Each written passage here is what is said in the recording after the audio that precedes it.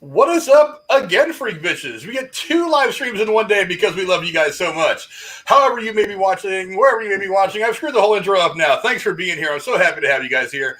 We just finished our stream about Loki. That was a great one. And now we are joined by another great YouTuber to talk about the absolutely cool movie that was Black Widow. And joining us today is, as I go back to the screen, which, that was full screen. Boy, I'm screwing everything up now. See, this is what happens when I try to do flashy things with shit that I'm not at all.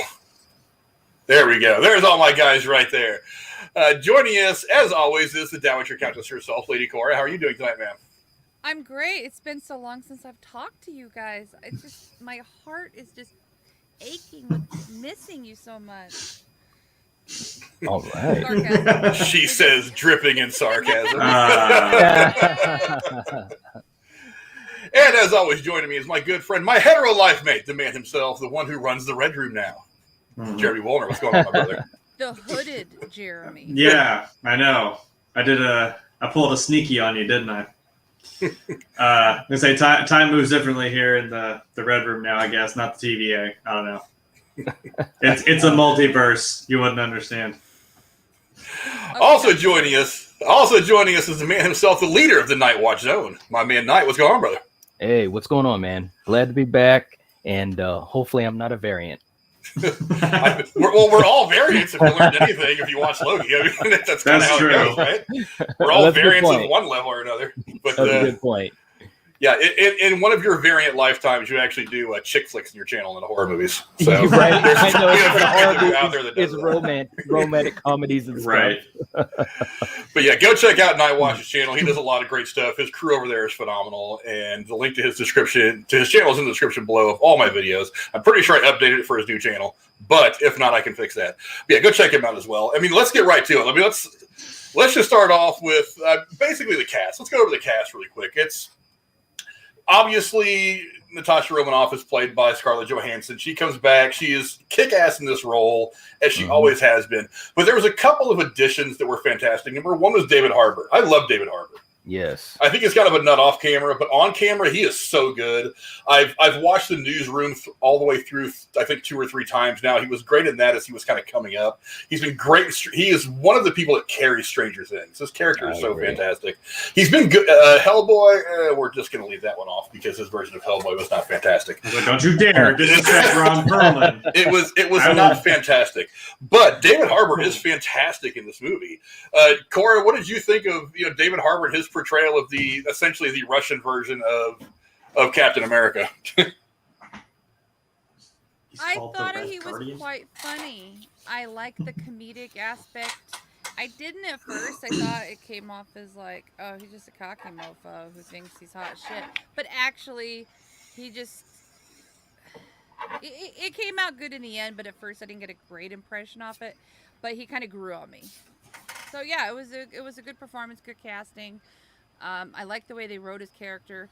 The only complaint I have, and I think we talked about on Sunday briefly, was that stupid scene where he's in that bedroom talking to his daughter about, this and that, and they start singing that song from the tape in the car, and that was a little overly done, but the rest of it was great. I think the funniest part was when he was trying to put on his old suit. And we can all relate to that, wanting to, get into something we wore back in high school or something. So, fantastic. Yeah, I know for a fact I can't fit into anything that I wore 10 years ago, let alone 30 or 40 or however long it had been for him. But, Knight, what did you think about his character? I thought he was wildly entertaining. He was easily the comic relief of the whole movie for the most part. What do you think? Yeah, absolutely. I mean, every time he was on screen, I was into it. He has charisma naturally anyways when he's on camera in pretty much anything that I've seen him in.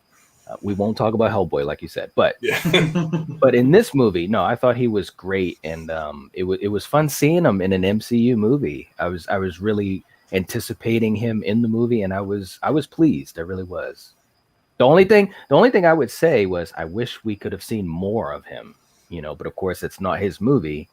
But yeah, so I wish I could have seen more. Origin story almost. That would be cool. That would be awesome. Like a short series Him and Yeah. Cap get into it. 5-episode miniseries. Yeah, that would be great. Having a little streaming show. I think a Disney Plus series of him and some of his antics would be really, really fun. Like tied in Absolutely. with maybe like the history of the Red Room or how the Red Room got started. Yeah. Not really the Red Room so much, just kind of like some of the antics that he got into before they sent him to Ohio to do that mission, or even afterwards that that led up to him being put in prison by Dreykov and stuff like that. I mean, just stuff like that. The stuff that's not significant to the MCU, but it's still just a fun story to watch involving him.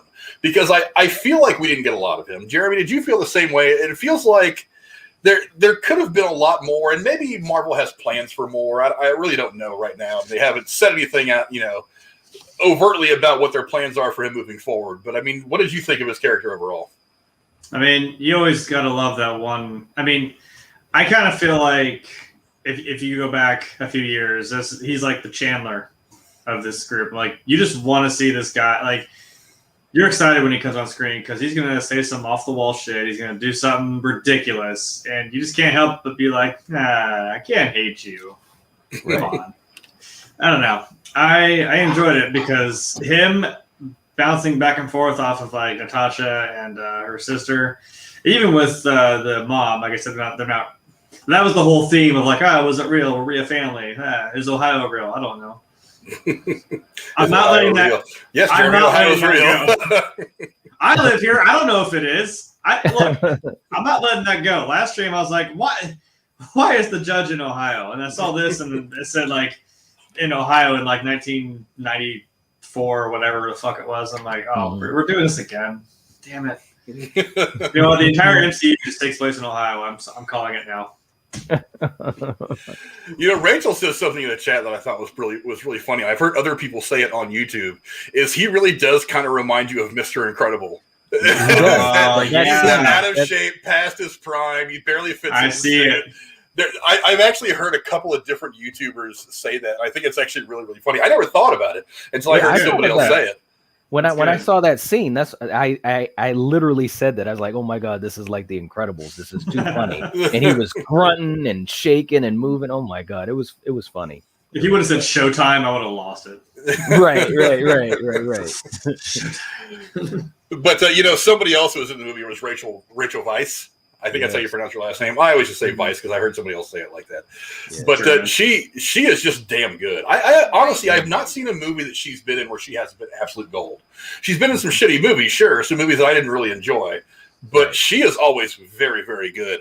I honestly think they may have aged her a little bit for this movie because she looks kind of old. I mean, in the beginning of the movie, she looks fairly normal. It was it was 20 years ago or whatever. But when we get back to the recent time, actually, I think this movie might take place 5 years in the future. I think is where we're at in the MCU timeline now. If you want to be specific about things, but I look like they aged her a lot for this role. But I think it fit. I'm pretty sure they did some makeup on her.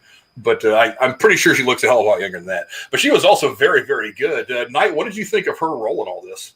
I agree with you. I always like Rachel Weisz in movies, like always, But she was good in this, and I think it was really cool the way she played off of David Harbour, and then later on, and we're talking spoilers and stuff too, but I mean later on when you have Natasha and Yelena when they come back into the fold, and just the dynamic, the family dynamic, I thought she was really good. Again, the only thing I regret, and again, it's not her movie, but I wish I could have seen more of her. The couple of scenes that she had where she was, being physical as well. I think she did a great job of that. Of course, we know she can do physical work from her time doing the Mummy movies and stuff like that. So we know she can move, and she showed it in this movie. Yeah.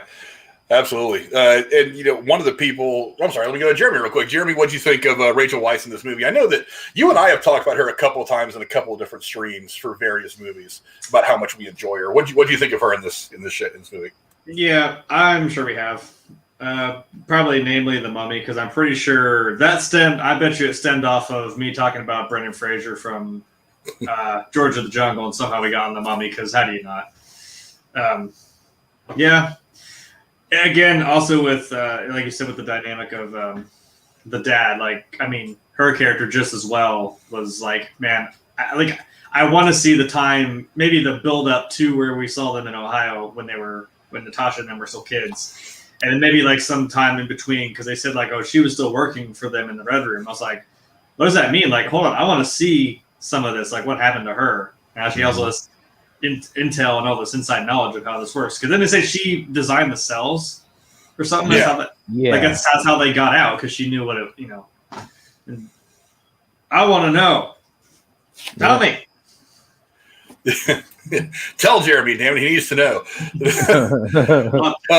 Cora, I don't know how familiar you are with Rachel Weisz. She's been in a bunch of movies that are fantastic. What do you think of her role in this film? Oh, I'm very familiar with her. I first saw her in the Mummy movies, but she was fantastic in The Constant Gardener, and why am I blanking on it? Oz the Great and Powerful. She played one of the sisters, and also the Runaway Jury. Fucking fantastic. That's one of my favorite John Cusack movies. She's just great and all. I think she was a perfect casting for this role myself. I don't think they could have gone wrong. She really steps into a role and you kind of forget who she is. She's really good at being a true chameleon in that way as an actress. Mm-hmm. Yeah, she's very, very good. But to me, one of the people that absolutely just she runs away with this film at times is Florence Pugh as Yelena. Yeah, she is there. Yeah. I don't know if they designed it to be this way because she has a known future coming up in the MCU. She's going to be in, obviously, we'll get to the post-credit scene in a minute. She's going to be in Hawkeye. We've known that for quite some time now. She is also going to be in another MCU film. I forget which one they said she was supposed to be in, but she is going to be in an MCU film moving forward as well. So she may or may not be taking over the Black Widow role. She won't be Black Widow. She'll be herself, but she'll be taking over kind of that role moving forward, at least for the short term, at least for parts of Phase 4. Mm-hmm. So, but I think she is phenomenal. And one of my favorite parts of this movie is the interactions between her and Natasha. It's the dialogue in the car when they're driving, and when they're talking about the vest. It's like it was comedy, it was bonding, there was so many different angles to that dialogue. It was good. And then before that, when they're sitting there at whatever roadside diner or something like that, and they're both kind of watching this little family thing go off on the side, and kind of thinking about what could have been, trying to figure out how they're going to approach dealing with each other from that point on. Like, those two scenes right there, I thought were very, very well done. It was just the chemistry between those two was phenomenal. I think that's why those scenes are probably two of the strongest in the film to me. Jeremy, what do you think of the interaction between those two? And again, this is like two people like that. I could just sit there and I could watch a 3-hour endgame length movie of just the two of them. Their banters back and forth are hilarious. Like, I mean, I found myself laughing. I'm just like on the edge of my seat when they're sitting there fighting when they first meet. Like, oh, this is awkward. Oh no. And then they're railing off about, oh my god, look at my vest. It has so many pockets. There's so much room for activities. Like, all right. I mean, I understand. It's hard out here. I don't know if you guys caught it or not. I didn't caught it until the second time I went and watched the movie, and the only reason I was looking for it is because I heard somebody on YouTube talking about it. She is wearing the vest that Black Widow is wearing in Infinity War and Endgame. Yeah. Yes. So this whole thing about giving her the vest at the end of the movie, that's how she got I never caught it. I was looking at it like, wait a minute. Oh, that's the thing. Okay. That is really good follow-up on a very small detail. Yeah. Marvel. I'm like, I don't need to know that, but that is cool. That gives it a little more weight. That it's like, oh, that's cool. That's her sister's vest. I was kind of looking at it like halfway through. I was like, she's gonna give that up to her. I'm like, I'm pretty sure that's that same vest. That little bit of connective tissue is one of the things that Marvel does fantastic. It's like, it doesn't need to be significant. It just needs to remind you that this whole thing exists in one great, fantastic world of all these interesting characters and things going on and all this potential for things that could happen. It's little things like that that are great reminders that all this stuff really is interconnected in some way, shape, or form. And it makes you feel it makes me feel small in the universe, but still, I just love to just know that I can look anywhere and find something cool happening about inside the MCU. Some little thing. It's really, really cool. Also, I saw somebody on YouTube point out earlier, when Loki and Black Widow are having that conversation in the first Avengers film. Yes. He actually brings up Dreykov's daughter. This is when she was having that conversation where she was talking about all the red in her ledger, which is another thing they kind of alluded to in this movie. He actually brings up Dreykov's daughter. And in this movie, we get the actual explanation as to why he brought that up. Because I remember when the Avengers came out, a lot of people, were kind of like, what does that mean? Dreykov's daughter. There was comic book connections, of course. I am not as versed in the comic books as some other people are. Aaron probably is way more versed than I am in some of that stuff. Some other friends. Jeremy might know something about it. I have to go research this stuff after. I have to go research this stuff afterwards. Not as much as Aaron, but yeah, I know some things. But there was a couple of really cool callbacks to that. And then again, after they landed the helicopter, which I thought was a really funny scene. Yeah. Even David Harbour's character brings up, you guys have killed so many people, and he's so proud of him. He says, your ledgers must be dripping with red. And I was like, wow, that's a huge, very bold callback to that line of dialogue.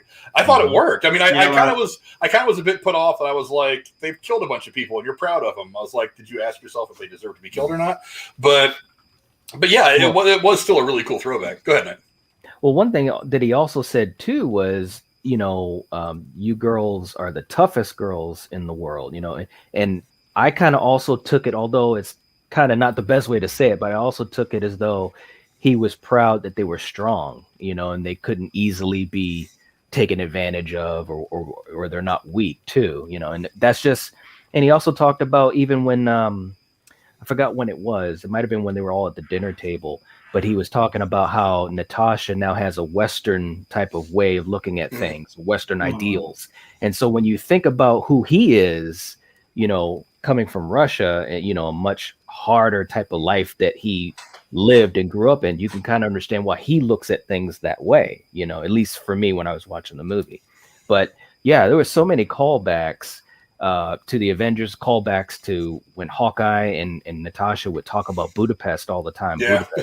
Budapest. This whole movie gave you the backstory of that, so I thought it was really, really cool. Yeah, I thought it was pretty funny that she lived in Budapest, and she asked her, what kind of bullet makes that hole? She goes, that's not a bullet, it's an arrow. Yes. And, the funny thing is, you mentioned Budapest.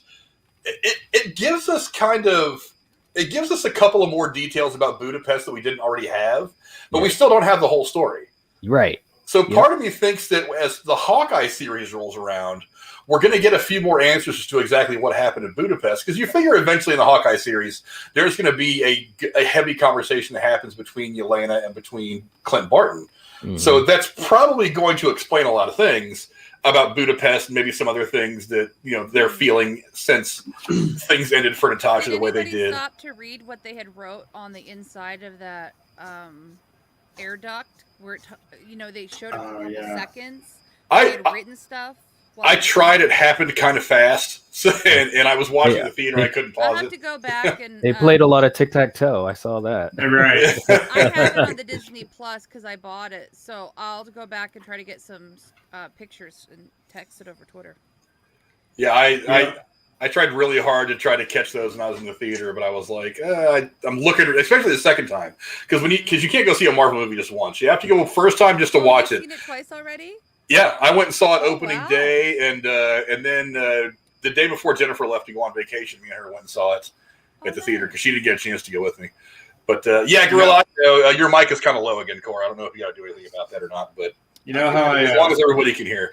But yeah, but go ahead, Jared. I'm sorry. Oh no, it's like I'm still on the helicopter. I'm like, you know what? You know how I know they're from Ohio? They're like, we'll make it. We got enough gas. E means enough. Yeah. No, it means we're gonna push it. The mantra of so many people here in Ohio: E means enough. It's all starting to make sense now. But now let's go on and talk about really one of the Marvel seems to not shit the bed, but this is the one thing they seem to miss out a lot on. And Girl is Strong is in the chat saying it. Taskmaster was just wrong. Right. Part of me thinks that the villains in Marvel are for the standalone movies anyway, they don't all have to be Thanos. They have to fit. They have to fit the standalone movie, because one of the things that I really hate hearing people say whenever a Marvel movie comes up is, why didn't they just call the rest of the Avengers? Well, because the rest of the Avengers are going to go in there. It's going to be over in 5 minutes. There's not going to be a movie. It's like, if you don't want the movie, then don't go see the movie. But you need these little things to happen in pockets for these individual characters to kind of help their characters grow, so that you can get to the big mashup where they have to fight Thanos or whoever's coming in the future. But still, Taskmaster just wasn't great. There was a lot of potential there, I thought, and I know it's not supposed to be a direct reincarnation or adaptation of the comics, but still, I just feel like there could have been so much more done. Knight, what did you think about Taskmaster? Oh man, I was frustrated knowing the comics. I don't know everything about the comics, but I know enough. So they really took a left turn on Taskmaster. I know they were trying to weave it into the storyline to make it have weight for Natasha, as far as Taskmaster being Dreykov's daughter. So that was okay, but I think that they could have had more scenes with Taskmaster. I think they also could have chosen to have her be able to have more lines, because she only said like 2 or 3 words in the whole movie or something, And I think it was a missed opportunity. I mean, really, when you think about it, through the Marvel movies, other than Thanos, the only other villains to me that really stood out was Loki and the Winter Soldier.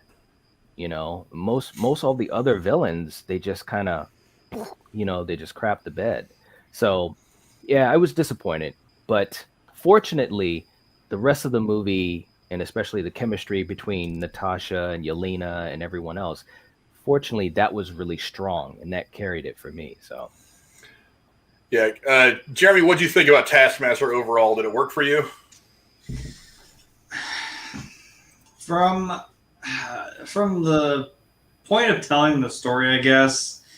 Yeah, because I'm like, I guess we kind of have to have some sort of connection for Natasha. It's like, okay, sure, it was probably the daughter. Why not? And of course, this dude probably brainwashed her, make her into this little T-1000 unstoppable fucking Terminator thing. But I don't know. Maybe that just felt like it would have just, I don't know, would the movie have felt a little more disconnected for Natasha? Because it's like, well, that's something that weighs on her. That's a guilt that just drives her insane. That she was just like, well, I'm trying to kill him and the daughter's in the room. Well, fuck it, send. And then to have that still be there, and I guess she just kind of still wants to, in a way, it's like you're trying to negotiate with a Terminator that is trying to kill you. It's like you're not going to get through to her as much as you want to get that off your conscience. But I don't know. It worked from the movie standpoint, but I don't know. Comic wise, I'm just like, well, it's a little weird. I agree. Cora, what do you think of the villains overall? Because it wasn't just Taskmaster. Obviously, it was also Dreykov and him running the Red Room and kidnapping all these girls and stuff like that. What do you think of the villains in this movie? They're assholes. Well, all villains are assholes. Well, it's kind of a prerequisite to being a villain. Dreykov specifically. I mean, the douchiest thing he said was, well, the most underused, over quantify, like large quantity of, I don't know. He was basically saying women are a resource. And I was like, asshole, like we're people. Oh, when he said like we have the most amount of resource, we have all these girls that are right here. I'm like, yeah, like basically saying, why wouldn't I use girls? It's the most underutilized resource in the world. Yeah, like we're fucking like a commodity. It's like, what? Like, I mean, that's the only SJW thing that really stood out, but it still was for character wise, and the fact that Frank and I talked about it briefly elsewhere, but like the whole like movie magic thing of the, well, as long as you can smell my pheromones, you can't touch me. Can we talk about that? Women need to be able to put that out there so creepos can't, rape them or hit them or something and be like, no, yes, real world, you're right. Oh my God, would that be great to be able to go into a bar and like put something on so like nobody can touch you if you don't want them to touch you. But anyways, I mean, and the thing is, I thought he was going to do something really bad to her. because he was telling her everything. It's like, dude, you're stupid to tell her everything. You're clearly going to try to, reprogram her and kill her or whatever. Well, it's the villain monologuing. It's kind of it's one of the tropes of all movies like that. Exactly. Yes. And so when she had the ring and he's running down the hallway being evacuated, he knew that she was going to get everything that she wanted. And I love that she stuck it to him and she won out in the end. I thought it was the exchange that she had with her sister in the apartment, or whatever you want to call it, hideout, when she first realizes that he's not actually dead.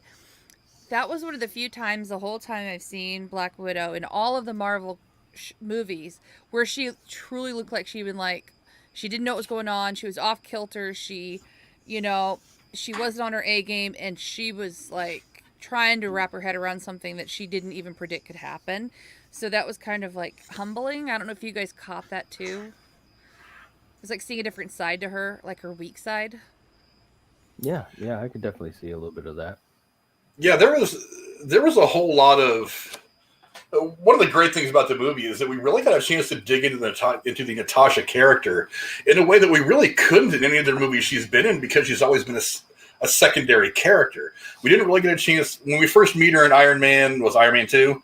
Yes. We don't really get a chance to. It's an introduction. We don't really have an opportunity in that movie, one way or the other, to kind of dig into who she is. Mm-hmm. You learn bits and pieces as the MCU goes on, but you never really get a chance to focus on how she came up. The closest they ever really came was in Age of Ultron, when the Red Wiggly Woos from Scarlet Witch. Yes. She sends her into that dream state thing, and you start to see those visions of her experiences in the Red Room and stuff like that. And all that does is makes you more curious as to what her backstory is. And they never really touch on it. And then next thing you know, we get to Endgame, and she sacrifices herself for the Soul Stone, and that that's kind of the end of the story for her, or so we think at the time. And it did kind of leave us wondering. That's why I really like the idea of doing this as kind of a prequel, even though we don't really have a great history with prequels, Star Wars, and it kind of going back and letting us just kind of enjoy her character for what it is, giving her background, showing her growth, rather than because we only really saw a one-dimensional Natasha for most of the MCU, doing heroic things, one-liners, the posing when she jumps out of a building or whatever. Poser. I love that so much. Disgusting. And when Yelena did it, oh my God. Florence Pugh was awesome in this movie. She really was, and I hope she has a long career, with these movies, because I think she's fantastic in that role. She really, really is. She's like, you know that thing you do with your hair, and like, oh my God, it's so true though. That was one of the funniest scenes in the entire. She's trying to act out the pose and look so awkward. Yeah, I was laughing hysterically as that was going on. I was like, that is just plain funny, because I always like when a franchise or a movie makes fun of itself. Yeah. And that's kind of what that whole thing was. It was like them making fun of the superhero trope that every superhero movie has, of the pose, of the standing there with your chest out, and the whatever, all that good stuff. I was gonna say Deadpool be proud of her. Don't let your sister, your fake sister, whatever, tell you that shit. He'd sit there and give you a fucking applause. She's gonna do it. The superhero lady, do it. Yeah, let's talk a little bit about the story. It seemed like it was kind of not a cookie cutter plot. It was kind of not spectacular. But again, it seemed to just kind of carry through to the purpose was to flesh out kind of the background and the history, and just get a really good mosaic of Natasha's life and character. What did you think of just the basic storyline of the movie? Yeah, it was pretty basic. The thing about this movie, if you go into it and you're not just letting it hit you and enjoying it, you're sitting there thinking, well, we know that Natasha's going to make it out of this, okay, because this movie takes place in between Civil War and Infinity War. You know what I mean? So the storyline, I think it was enough. It was enough to get through, but it wasn't anything fantastic. It wasn't anything that really stands above, the average Marvel movie. Again, I think that the gold is in the cast, is in the chemistry of the cast, some snappy dialogue, some funny moments. And they had some good fights. They had some good fights. I'm sorry, Scarlett Johansson, she's always good physically.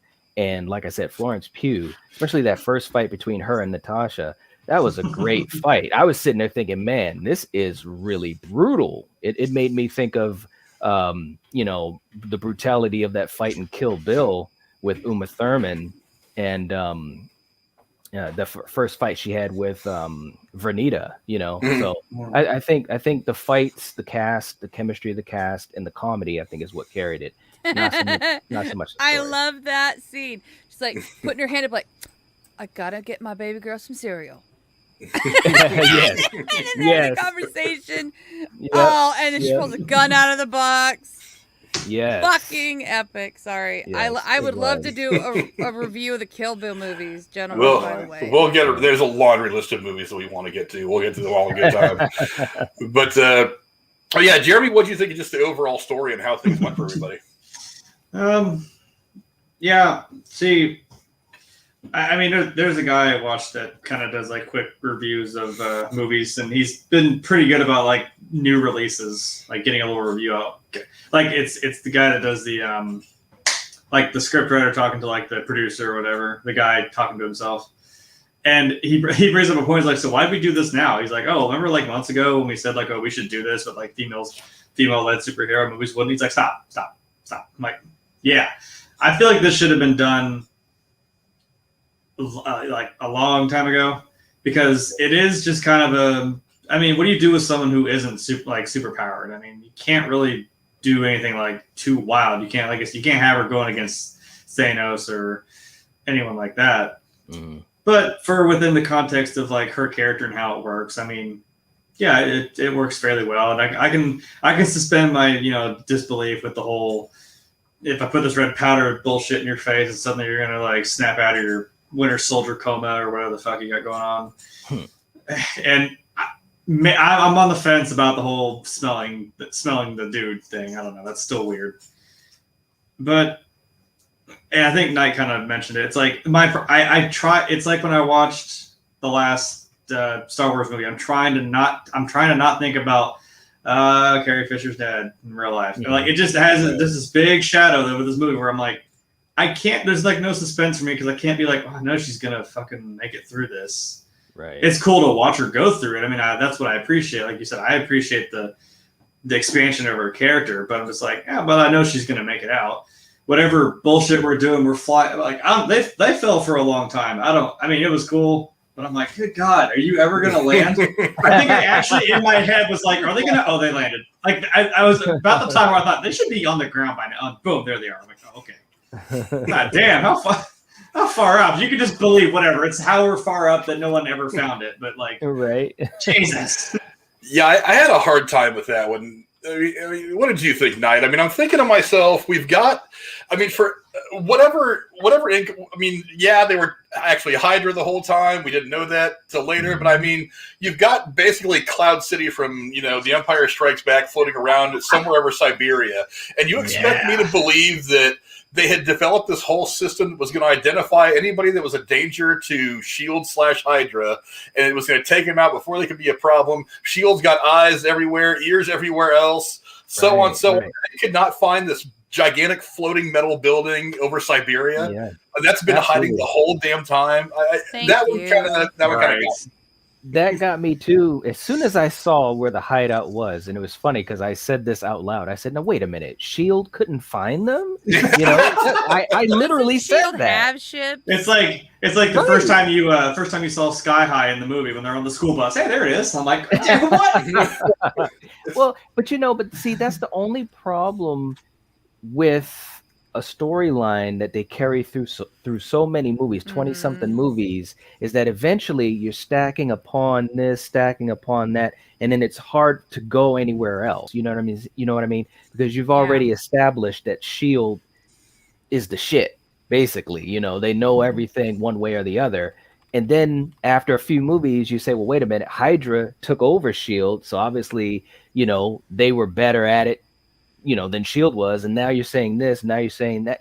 That's the only issue that I think Marvel is finding itself in a little bit, which is why not to go into something else, but I think which is why getting into this whole multiverse thing, I think allows them to kind of restart, so to speak. Well, they You know what can I'm just saying? literally say anything is what is, and you just have to Yes. accept it because Yep. everything's in a fucking pretzel. Yep.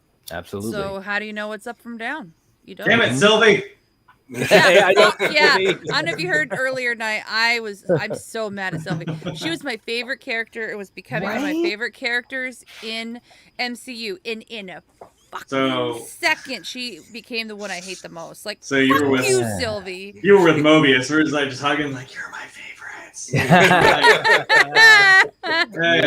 But Yes. see, as a Loki, I'm still sitting back like, but I still don't trust you until you do your one big dumb thing. I'm like, Yes. but I'm waiting because I'm like, I'm waiting with her. Like, yeah, something's gonna happen. I'm like, I kind of reserve my like judgment over. I'm like, yeah, you're kind of stupid, but I'm like, I didn't just like balls deep, and I'm like, damn you. I'm like, well, See, she kissed him, and then he said that stuff about I don't want this, and I thought that was the Take him moment out. she would go, okay, let's do it your way.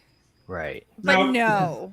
Fuck Yeah, you, Sylvie. You're a cunt. And of course at that point, and you gotta give the lion's share of the credit to Tom Hiddleston, because I gotta admit, man, he did some great acting in this series, Yeah. and some fantastic acting just in those moments alone, in his eyes, the way he talked, his body, and he literally was saying, let's just think about this, no, don't do it. And I'm like, man, this guy, he's making all the sense in the world.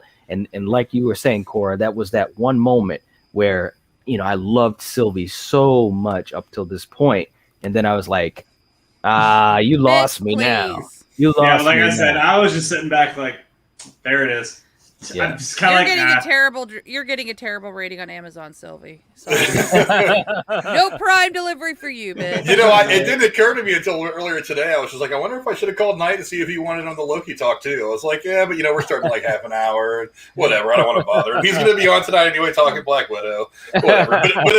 But we'll bring Knight in to talk about more of the Disney Plus stuff as we move forward, because he's as read up on this shit as we are. So. Yeah. But let's before we get to some of the more general discussion, let's talk about that post-credit scene. Now, yes. For those of was you it who a scene or follow, just kind of like a little like boom, like a meme? Like it was a boom. significant scene. Wait, you didn't. Wait, you didn't hear it in the background. You know what this? You know what it was? I didn't hear anything. I just saw them stamp on the paper, Loki will be back, and that was it. No, not Loki. Black Widow. No, Black Yeah, Widow. Black Widow. No, I just said it. I'm like, yes, We're talking Black Widow now. You and your brain went back to Loki, but we're actually doing the Black Widow discussion. I don't know if you noticed that in the title or not, but I didn't hear that. Oh, poor. But she's a variant pruner. Valentina in the cemetery. Yes. Yes. yeah, I mean, it starts off. I mean, I really like the first half of the post-credit scene. It was Yelena going up to this memorial for Natasha.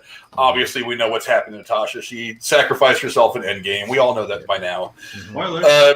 So the fact, honestly, here's the thing. For one, I don't really get tripped out and sent down. I don't get sent to the verge of tears by movies generally ever. It's only really 4 times ever that I've even been close to crying.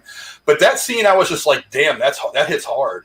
When she walks up there, she does what all of us do whenever we go visit the graveside of somebody that we care about. We arrange some flowers, wipe off some dirt, make it look good out of respect. And when she leans in and whistles to the headstone, cried. Yes. I was like, man, that's some powerful shit. Yeah. Now, was Jeremy, answer me this. Okay. Were you expecting to hear a whistle back? Because I was. No. I wanted to. It's the Marvel Cinematic Fake Death universe. Only 2 people have ever stayed dead. Yeah, but I was like, yeah, but she's human on some other planet that miraculously they can breathe oxygen. But now she has variants. But that's no. I don't think we're going to go that route. I think that's before that.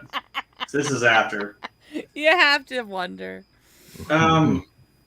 Yeah. Well, also there's the whole thing that anyone who the Soul Stone has its own like thing inside of it where people are trapped. So technically, her and then the other Gamora and anyone else who's ever been sacrificed for the Soul Stone are in there. So technically, yes. But she did could Thanos destroy them? Or no, Cap put them back, right? Well, he did destroy them but then they went back. Yes. And then Cap put them back where they were supposed to be. So there's But then still... Thanos eventually destroyed them, didn't he? No, I'm wrong. In his timeline, in that He timeline. did. Timeline. Again, this is why I don't like time travel. There's so many. This is the whole Terminator paradigm. Yeah. I think he said I used them, and then I used them to destroy themselves because he did his thing. Yeah, I used the stones to destroy the stones. I mean, I don't know. Maybe he, like I said, maybe he Amazon Primed that fucker in the TVA and he just stuck him in his desk. I don't know what he did. Even destroying the stones, though, but Vormir is its own place. It's an actual place. So it's theoretically, Gamora and Natasha could still be there, even though the stone might be destroyed. Yeah, like I said, a different version of the Void, like after getting pruned. It's kind of like that. It's a weird, like, orange. It's like the color of the stone. It's this weird landscape, and it's like they're all trapped in there, and they can't. They're not allowed. I think in the comics, like, you're not allowed to get out unless the owner of the stone like lets you out. Well, let's not get Netflix there because that'd be like a purgatory. Yeah, it's like that. But like in the comic, I think like Gamora was the only one who ever actually escaped without like Thanos knowing. So that starts off the whole thing. This is what time travel does. I know. There's so many tangents and so many but if this, then this. But what if this? There's so much of that. It's so hard to wrap your mind around all of it. It's comic books. You can't. No one ever really dies. There's ways to look. We didn't think Vision was coming back, and we got another version of White Vision. Yeah, we got Vision 2.0. I'm like, well, I didn't see that coming, but that's what I'm saying is there was a precedence for that in the comic books. Well, they got that from Tolkien, Gandalf, gray, white, Well, I mean, wherever they got it from is even as far as the White Vision is concerned, there is a precedent for that in the comic books. Right. It's well known. So they took that element out of the comic books and they're creating a story around that element, which is how we got White Vision in WandaVision. Now, what we get from him, we're going to find out eventually. But I mean, there's precedence for that. But that's the thing about time travel. Yeah, the thing about time travel is there's so many what ifs. But if that, then why this? And why not this if that? It's like, come on, stop. That's one of the reasons I turned my brain off to time travel once I started watching Endgame, because I was like, I don't care how they do it. I'm just going to let them tell me how it all works, and I'm just going to eat it. I'm just going to let them spoon feed it to me. I don't care. Right. I don't want to think about it that much. I just want to see this movie work. I want to see the great ending that I know is probably coming at the end. I just want to see it all. And when I switched off even caring about time travel, I enjoyed that movie so much more. I couldn't do it. I don't even remember what the hell you were asking me either now. we went somewhere else with that. We're talking about the post-credit scene of Black Widow. Oh, no, you asked me. Yeah, you asked me about the whistle. I think in my head I heard it, and I'm like, I want to have heard it. I'm like, that would have been kind of cool. Even if it wasn't Natasha, if she heard a whistle back, and I'm like, if it was like Cliff or something, that would have been fucking kind of cool. Like maybe, I don't know. That would have been kind of wild. Do you think it's significant that the sister even whistled? Like, is it supposed to be a sign that she's trying to communicate, or is she just being sentimental? No, I think she's being sentimental. I think she's being sentimental. It was sentiment. I think I'm with Frank. Like, I mean, it cut right to that, and it had her grave, and I actually just kind of went like, well, it's like I know I sat here and said, I know overarching this thing is, I'm like, yeah, but she's going to make it. She doesn't die until, Endgame. But then I saw that, and I'm still it still hit me. I'm like, damn, I'm like, it's right. Like, I was still taken back to that scene where she fell. Not really fell. She just let herself fall off the cliff. Yeah. The cliff. See the joke I made there? And I didn't even. I'm sorry. It's a bad one. No, it's okay. That's a bad one. No, it was good. That's one sad cliff right there. Yeah, but the second half of this post-credit scene, if you guys watched Falcon and Winter Soldier or followed any of our spoiler reviews on that, it was twofold. It was twofold when what's her name? Allegra D. Elaine from Seinfeld decides to show up. Right. For one, that character has way too many names. I can't keep them straight. Wait, is that?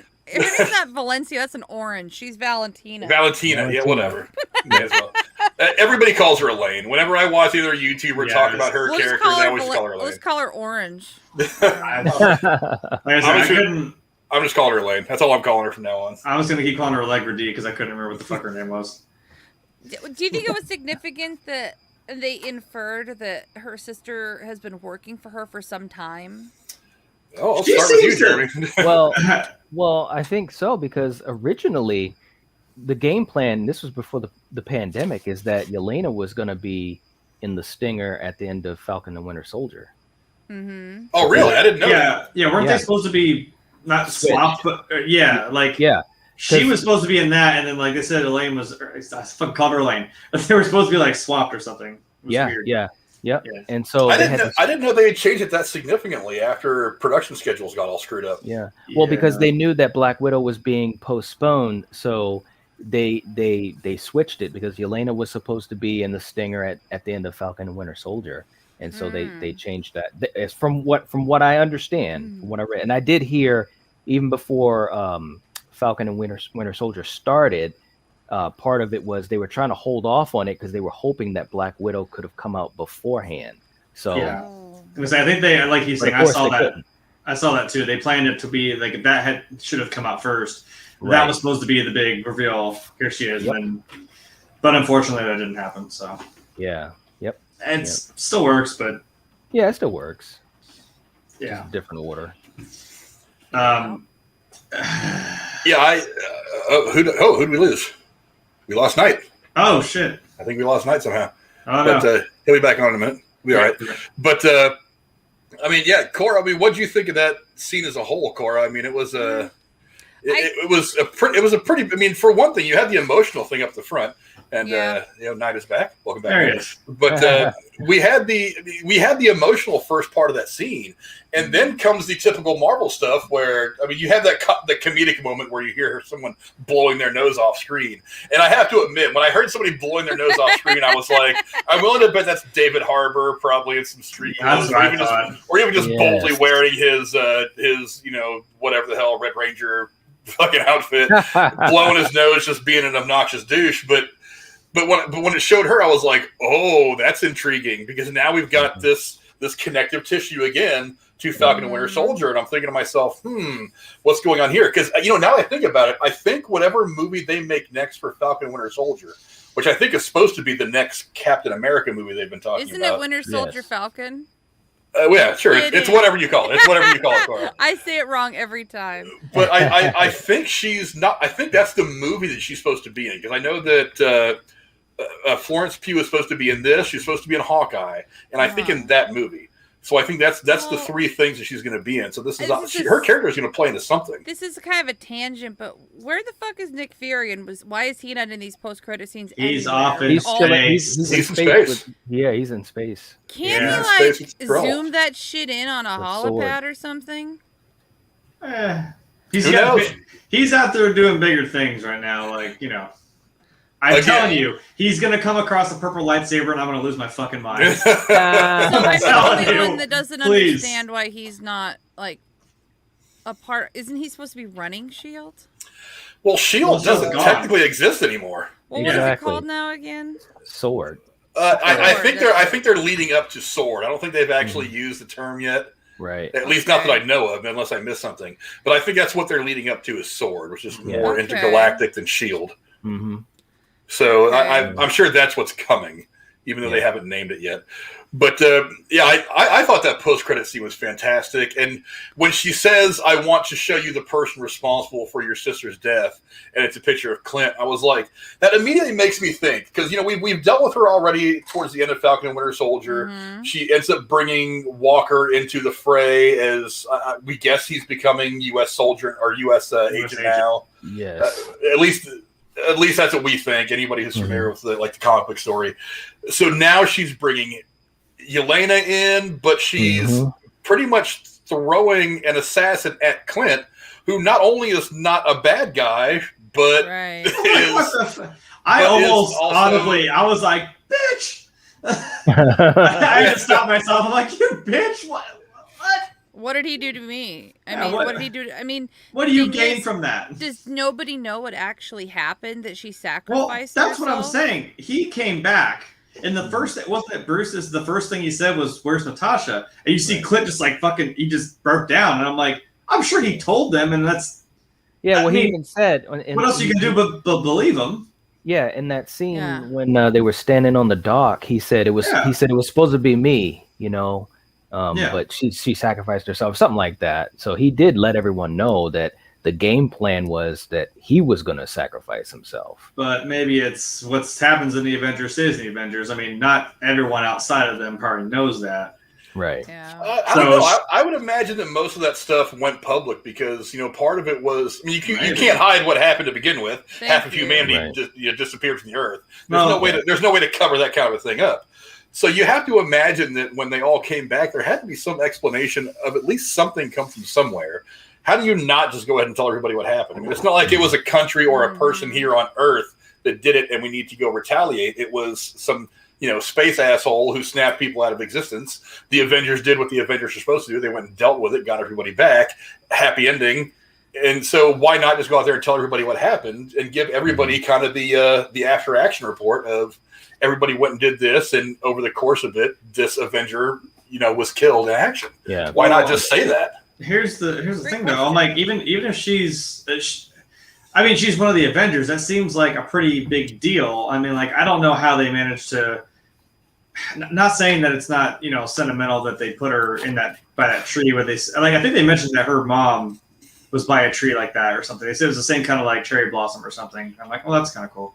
Mm-hmm. But I'm like, how you think maybe there'd be, unless that tree is just somehow only able to be found by obviously her not sister and Allegra D over here, but you'd think there'd be more of like a shrine or like a bunch of trinkets, like everyone putting stuff towards an Avenger that sacrificed herself. Like, well, maybe her grave's hidden because the family didn't want to know where she was. Well, what family though? That's what I'm saying. I'm like, well, whoever decided to, I don't know. I feel like there'd be more to it. So I'm like, how does her sister not know?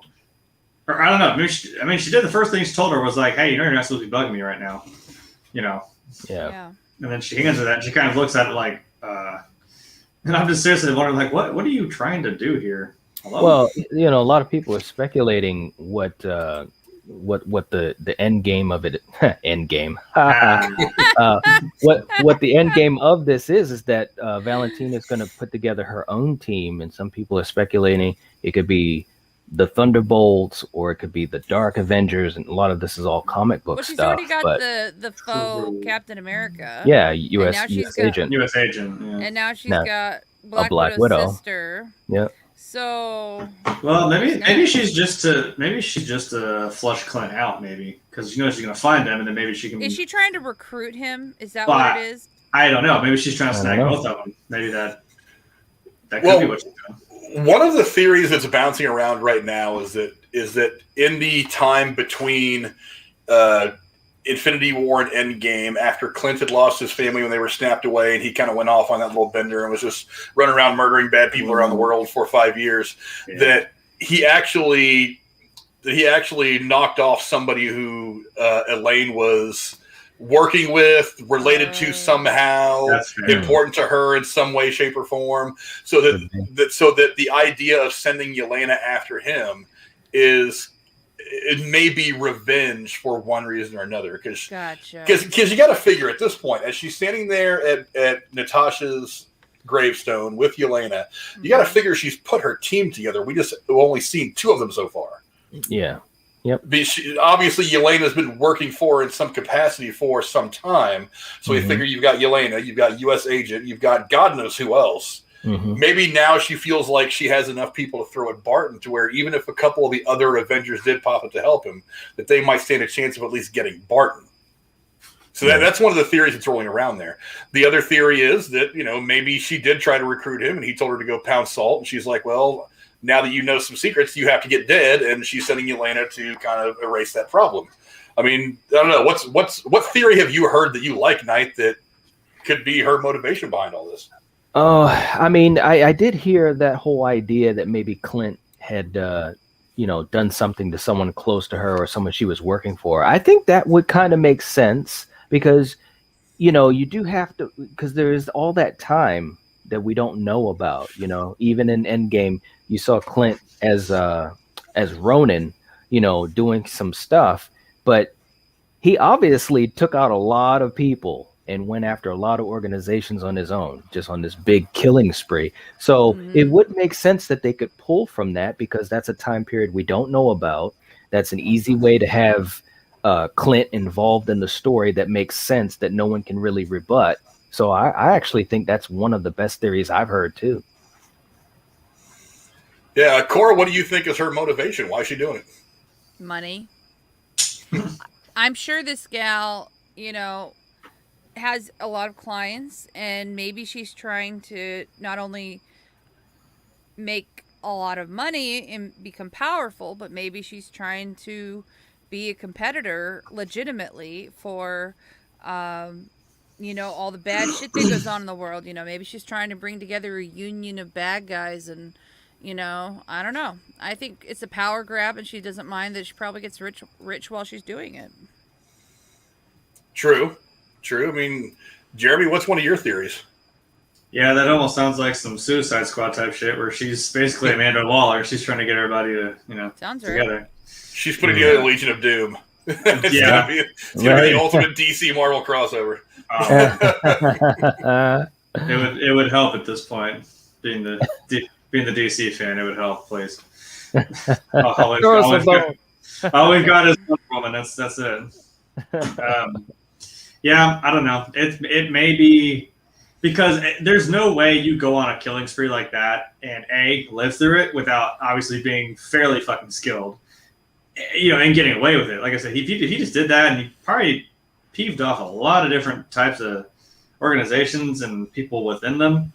Yeah. I mean, that's pretty formidable. But if she thinks, hey, I'm gonna throw Black Widow's sister at him, I mean, that'll be an interesting. I mean, like I said, I was like, when she showed the picture, I was just like, bitch, and then it cut to black, and I was like, oh, well, there's the Hawkeye series. All right, let's go. Right. I just got out of the theater. I'm like, cool, let's go. Yeah, we knew all along that she was going to be in it, but now that we know they're going to be pitted against each other, it's going to be a really interesting dynamic to see how all that plays out when we finally get Hawkeye on Disney Plus. Yeah. That's going to be really interesting to see. Yeah, telling her the same thing. He's gonna be telling her no, she fucking just was like, all right, bye. Yeah, and moving on from the easy stuff. I mean, Knight, what is one of the things that we haven't talked about yet that you think is worthy of discussing right now? Well, I think that, and kind of this all ties into what's coming, because like you guys were saying, this Hawkeye series that's coming up, we got to remember that Hawkeye isn't alone. He's also going to have his protege.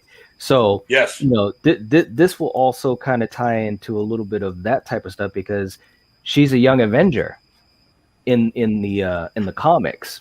So you got a lot of loose threads here. You've got Hawkeye's protege, the young Avenger thing. You've got Valentina possibly putting together a team, or maybe it's already together. And another thing too, in the comics, we got to think about Thunderbolt Ross. Because in the comics, he becomes a certain character. I don't know if you guys know, but he's red. Yeah. He's very powerful. And in Black Widow, you guys notice he had a cane, and he's in much he's in poorer health, so to speak. So she does mention that early in the movie about him being on his 19th triple bypass or whatever. Yes, I thought that was interesting too when I first heard it. Is this a little bit of loose dialogue that kind of sets up something coming for him? Because Marvel's really good at this stuff.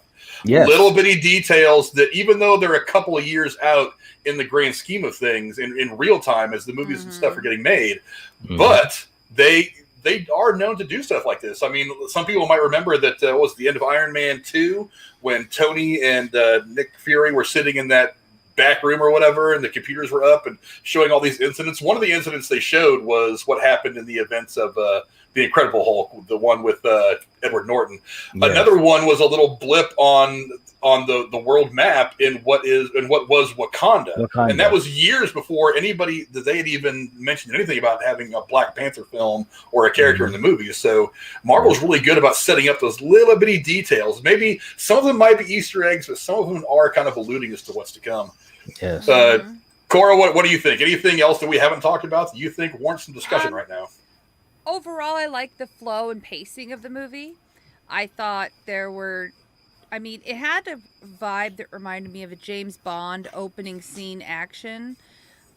sequence, but it went through the whole movie. And it was like, oh, we get another one. Oh, we get another one. And they were planned well, choreographed well. The musical score was on point for when things were slow and when things were going fast. Cinematography was on point. Camera angles, lighting, costuming. I would say it was a very polished movie, visually speaking and pacing wise. Just sitting watching it, so very well done. Completely independent of the plot quality. So, not saying that's bad, but I'm just saying, I mean, great movie, in my opinion. I think it was better than I expected, and I think everybody should see it if you're into Marvel stuff, and if you're not, watch it, and you might end up liking Marvel stuff. This could be a really great, maybe dipping your toes in, the pool of being in the MCU fandom by watching this, because this could stand alone. If you just like, badass chicks who, are great characters, kind of like Lara Croft's character and such. Even if you're not a Marvel fan, you could get into this. So, yep. There you go. Jerry, what about you? Anything that jumps out at you that we haven't talked about yet? We haven't talked about? Not really. I mean, yeah, like I said, it was a good movie. It stood on its own, I think. And even if I was just sitting here while she was giving her bit. I was wondering if you could, if someone had never seen any of these movies, could you watch this in chronological order and it's still, would it carry more weight? Because, you see it, and again, we know, when it came out, we're like, we know what happens to her.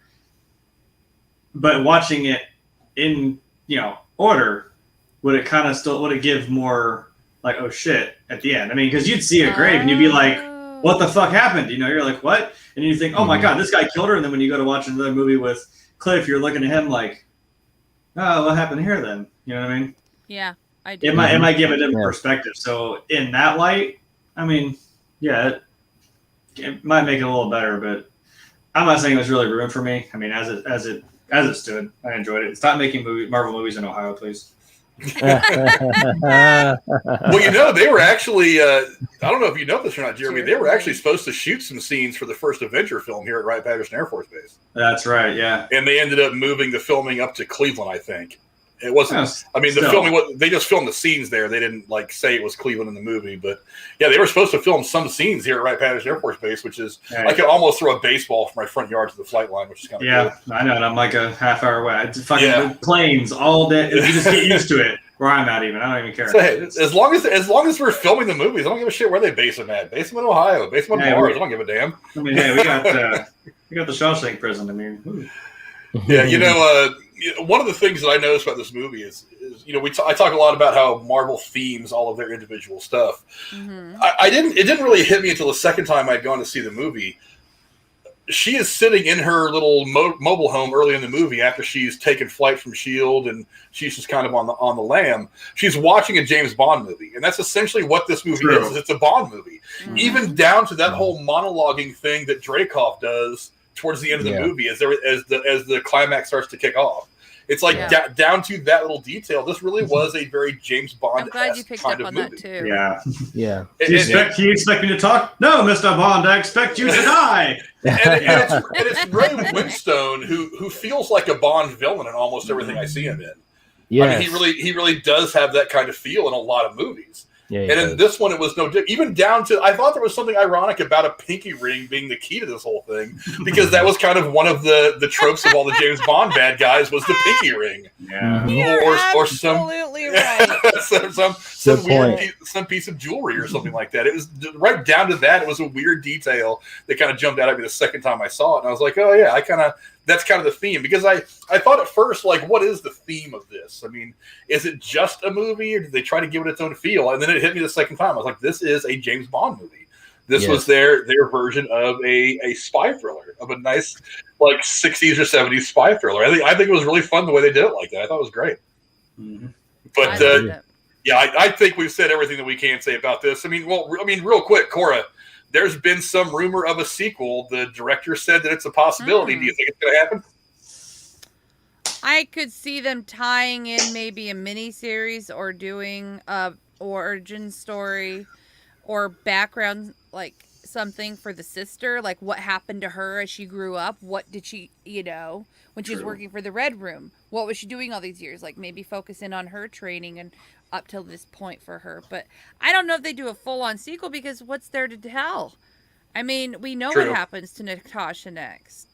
You just have to pick and choose in pieces from different movies, I guess. But I could see something maybe. Would it be more of a spin-off, you guys, if it became something that she did with Valentina off of this and Natasha wasn't in it? Or is that a sequel? If you're going to do that, just make a whole other movie.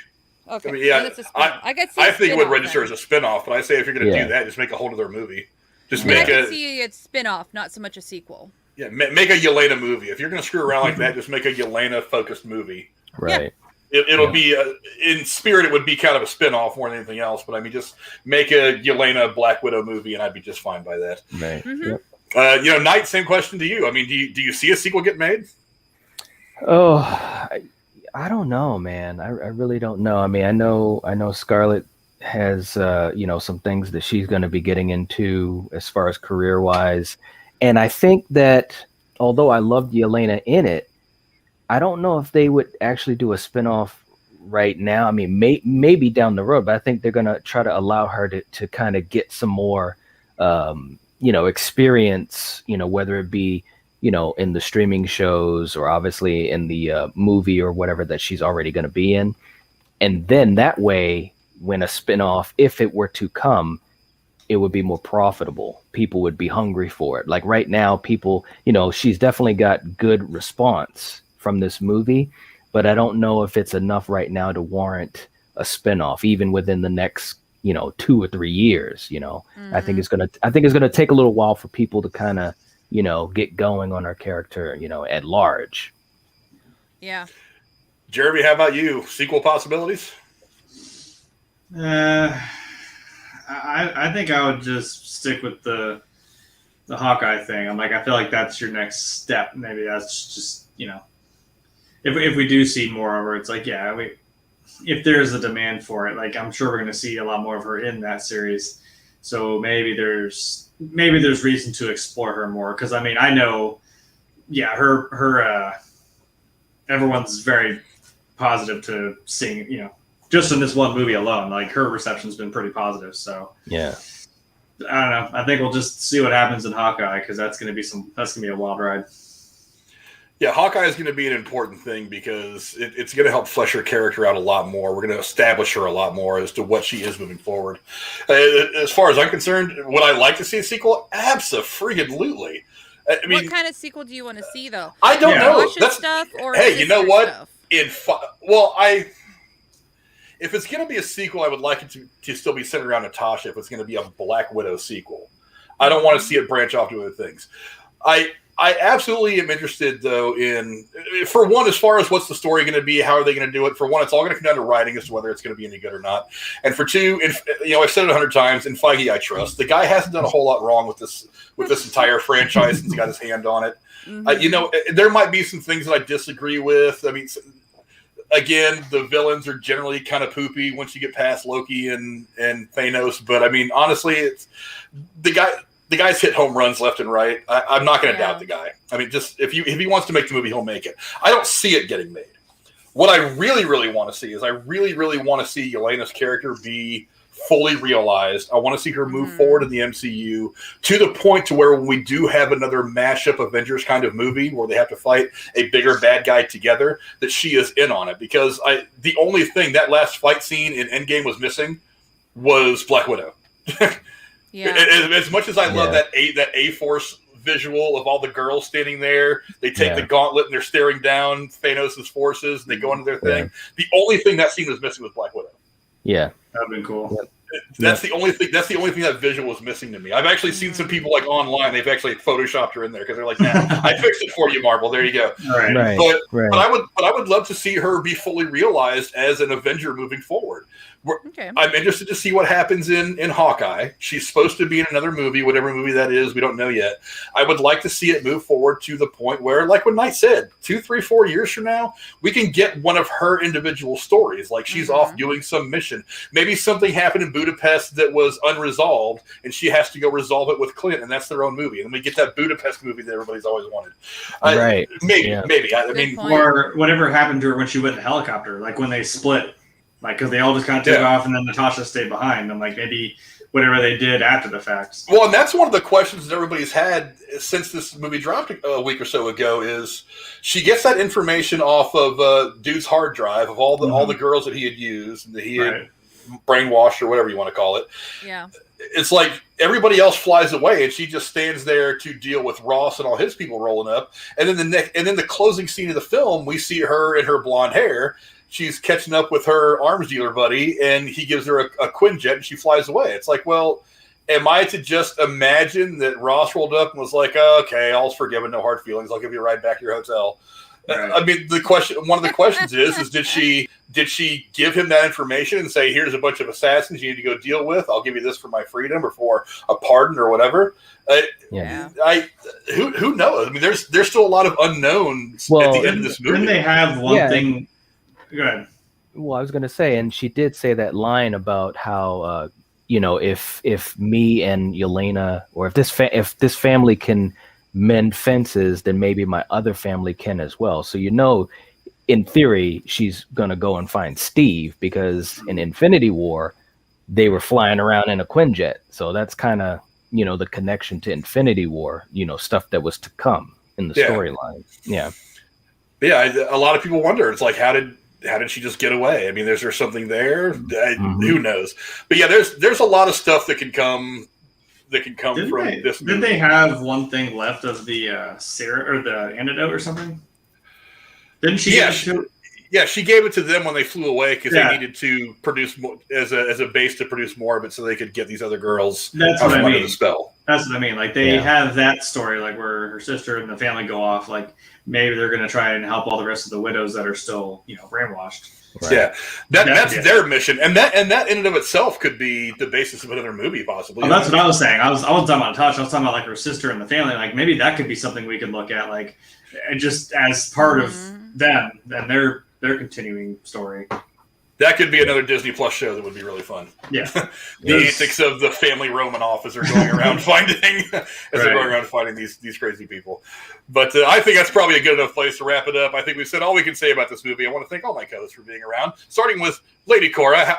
Thank you for coming around. And what do you got going on? Not much. Hanging out with you and Drew. Life's good. Right. We make Drew's show on Sundays. But no, Drew's a great guy as well. He's been a huge help in getting me going in YouTube and stuff like that. Link to his channel is in the description below. He does his news shorts during the week, and then we have the big blowout every Sunday night at 9 o'clock my time, where we talk about some of the more important shows, and then I don't know, about an hour and a half into it, we've all been drinking, and then we get incredibly stupid. So if you want to go check out the Derailed podcast. Me and Cora over there just about every Sunday. And what about you, Knight? You've got your channel. It's regrowing. Yeah, trying. What do you got? What do you got going on in the next couple of days? Well, we've got a regular show that's going to be tomorrow night at 8 o'clock. We change it every once in a while on Fridays because of scheduling. But yeah, we'll be on tomorrow and back on Sunday. We pretty much kept the same schedule that we had on the old channel. But so far so good. We're hanging in there, just trying to recalibrate and hanging in there. It's going okay though, I must admit. Yeah, Knight's got a great crew over there at his Coriander. He's got his brother. I mean, follow him on Twitter. There's his Twitter. I forgot to put Cora's up. But yeah, there's Nightwatch on Twitter. Go follow him as well. Big Time Horror Channel. He's got me back into watching more and more horror movies. I used to love the horror genre when I was a kid. I liked horror movies so I could get into the movies. Sometimes I watch your streams just to learn about what these movies are because I know I'm never going to watch them because I'm too scared. But watching your streams, I get to learn about what they are. Well, and we also just recently too, and I I didn't know if we would ever really do this, or I didn't think we'd do it this soon, but we've started to get into some martial arts action movies too recently. So that's been fun. Ooh. Yeah, that's been a fun thing. So we started a new series, and that's been a fun thing to do. Something a little bit different. Nice. Yeah. Go check out Nightwatch. He's got a killer crew over there. He's got a great channel. You guys are really going to enjoy it. Yeah, thank you. And then there's my hetero life mate, Jeremy. What's going on over on your stuff? You're getting back into gaming, right, bro? Yes. I hope you all watched the last stream. If you did not, I finally got a computer capable of doing anything. So that's what I'm on right now, and it's holding up on streams pretty well. So I'm going to start. I found a game from a hella nostalgia game from my childhood. I'm actually going to do that right after this. I'm going to do a short little thing. Whenever they decide to bring the Lego Skywalker Saga fucking game out, I'm going to hopefully play that. I want to play through like Last of Us again because I'm just getting really nostalgic about stuff right now. But yeah, over on Twitch, I'm going to start doing some gaming and shit. So yeah, come hang out. It'll be a fun time. I'm kind of entertaining. When you get him, when you get Sharkbait and me all playing Call of Duty, it gets real fun. See, I'm like these are single player games. We'll all ease you in. And when I bring, he's not here, so I can say it out loud. I would still say it if he was here. But you bring that madness into it. I mean, oh my god, you have no idea where this is going to end up. We're going to get pruned by the TVA, is what I'm saying. Enjoy the void. All right. Wait, we're all in the void on YouTube. The TVA is just looking at us like they should have pruned us a long damn time ago. Right? Before it spikes. Come on. Now you can't take us now. And as for me, I'm on here usually every Thursday doing some kind of thing. I don't know. The next Disney Plus thing coming out is going to be What If, isn't it? Probably. I'll have to go back and look. I wasn't planning on doing an episode by episode breakdown of What If. I'll watch the first episode. I might change my mind, but I really want to try to get to doing a couple other things if I have a small break in doing the weekly breakdowns of the Disney Plus stuff. There are some movies I want to try to get reviewed. I know that I really wanted to have a Tomorrow War review up by now, but like I said, the last week was just kind of a train wreck for so many reasons. I wasn't able to do any YouTube stuff. And they announced there's going to be a sequel. By the way. Yes, they already are greenlighting a sequel at Amazon, so we'll have to get into that hopefully very soon. Maybe that's what we'll do next Thursday if there isn't anything else going on. But yeah, and also I'll be live again probably later tonight, maybe with Cora. Maybe I'll try to get a couple other people in on it. The Derailed Fantasy Football team is going to be kicking up here in I think we're about a month away or so from the live draft. Mid-August, right? It's mid or late August. I forget exactly what the date is. That draft is going to be happening live on my channel. It's going to be on a Thursday night. So if you're a football fan, come back and watch us go through a couple of mock fantasy drafts. Talk some football. The Discord will probably be open. I'll be doing that not on StreamYard, but I'll be doing that hopefully on Stream Elements. Hopefully it won't just die on me after like an hour and 5 minutes. Absolutely not. But not a football person. Yeah, That's so okay, Jeremy. So if you guys want to pop in and just talk some football, come on, go in the chat, let us know. Tell us what your favorite teams are. It's the spooky season for me. No, that's what it is. No. Just Night knows what I'm talking about. It's all about horror movies and Just Casey, do it. Pull a Casey, Jeremy. Just go live on your own channel. I could. I mean, like I could do Wild like Freaks some live. Talking football. Now, Jeremy, you're going live on Twitch, right? Yes, sir. I'll have to get your Twitch link and put it in the chat because I don't think I have your Twitch. It's the same. I was saying it's the same name. It's the same. I'm very easy to find because it's all the same name, the same spelling, the same everything. So yeah, go look up Grim Tuesday 23 on Pornhub. You're going to find a lot of his videos there too. But I did grow up today, Frank. I got an Instagram for the very first time. Okay, you don't leave with that. You said you're like, I grew up today. I'm like, oh no. In the stream, I don't. No, we're not doing that. I'm just tired of people not using Twitter, and like I follow. I watch YouTubers and they say, "Oh, I put stuff on Instagram when I'm not going to do a show that week," and I'm like, "I don't use Instagram. How the fuck am I supposed to know what's happening?" I'm like, well, I guess I have to get a fucking Instagram, so I got one today. Boy, hey, Instagram. I don't know how to use it. Next thing you know, you're going to be on TikTok. No.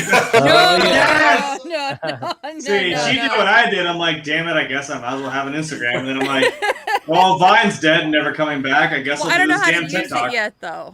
I have to figure out how to use Instagram, so that's going to be It's challenge. Facebook. It's not Oh, hard. boy. I don't know. But- I'm excited for spooky stuff because my seasonal job working at a haunted cave is coming, and it's actually What does that mean? Well, that means I'm going to scare the shit out of people and get paid for it. Yeah, So, Like boy. outside of Halloween, or you're setting up for Halloween? This Saturday we're setting up. This is the first. I mean, I don't have to do anything. All I got to do is sign my name and say, "Cool, good," because I already know what I'm doing. I'm already, I'm not a new person, so it's just sign the waiver, sign ahead. I watched the safety video, and then I already have my job. So, yeah, we're starting. We're starting this Saturday. Finally, this is the first. I saw Halloween. I work for a store. I saw Halloween candy out on the floor already, and I'm like, "Whoa, here it comes! It's coming! It's coming!" Wow. I Like already the saw. asshole stores who put Christmas shit out in the summertime. Yeah, It's like, what the so fuck are you doing? let us have this, okay? We'll let you do it in like August. You can do your Christmas stuff then at the earliest. Well, if you're getting the Halloween candy in now, the Christmas stuff should start coming in about 2 weeks. Yes. Yeah. I was like, I'm amazed. I saw a whole pallet of Halloween candy already, and I'm like, oh, it's coming. There it goes. So I'm excited. I'm gonna go back and I got more this time. I have a license to do pyrotechnics, so now I can do even more fun Oh stuff. shit! Oh, I can nice. do more fun stuff Wow. down there now. Well, you should talk Alright. to my aunt. She does fire dancing, like the Ooh. belly dancing with like live Yeah. flames around her belt and in her hands. Oh my god, that's scary shit. Yeah. So if you're watching one of the major news outlets and they talk about a big fire at a In haunted Portland. cave in Ohio, it's probably going to be because of Jeremy. Yeah, Find him on Twitter at Grim Tuesday. Good thing you already have a girlfriend, because those eyebrows, man, when they're gone, you don't look right. Yeah. So, I'm glad that's what we're worried about is that. your eyebrows. Yeah. Thank you very much, my wonderful co-hosts. Go check all of them out on all of their stuff. Jeremy, Knight, Cora, thank you for being so wonderful. I appreciate you guys Thanks coming for around. coming on and having a live stream tonight. Yes, Yeah, thank you. I really love getting together with you guys and talking. There is this film fan community that is starting to coalesce a little bit. I think me and Knight have talked about it on Twitter a little bit.